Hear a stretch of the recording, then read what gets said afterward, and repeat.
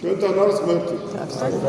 ღმერთმა დაგლოცოთ, ღმერთმა გაგეძლიეროთ და იცოდეთ, რომ თქვენ ხართ ქართველები, თქვენ ხართ მართლმადიდებლები, თქვენ ხართ ქრისტიანები. ჩვენი წყაროსყალი მოდის სახარებიდან, ქრისტედან.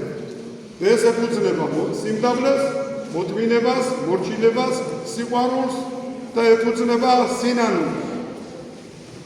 და მტერს უნდა შევხვდეთ ლოცვით, მარხვით და იმ სიმტკიცით, რაც ჰქონდა წმინდა კეთილად, რაც ჰქონდა წმინდა გიორგის, რაც ჰქონდა წმინდა ნინოს. აი ჩვენი მოძღვარნი არის ეს.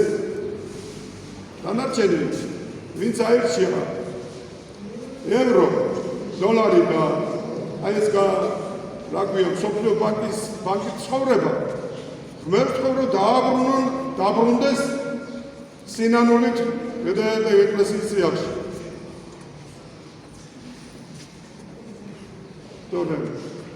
ჩვენ ვიცხოვთ. იქაც ვიყავით, აქაც ვართ, სანამ ვიქნებით, კიდევ ვიქნებით. და ჩვენი ფორმულირება არის ასეთი: ჯობს სიცოცხლესა ნაძრახსა სიკვდილი სახელობა. ასე იყო მაშინაც და ასე არის ეხლაც.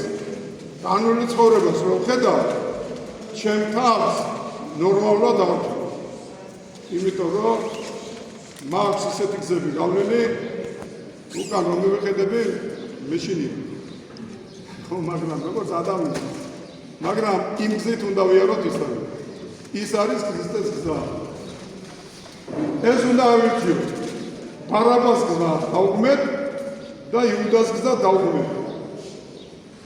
ვინც იქით გადავა, თუ გინდა ჩვენი სასულიერო წყოს, მე ვთქვი რომ მობრუნდეს. აღიაროს სინანულით და შეუდგეს ქრისტეს. ვარა და მაგიარა მოციქული იყო ქრისტესი იუდა და ტაძარი. ვერ ვიშველი.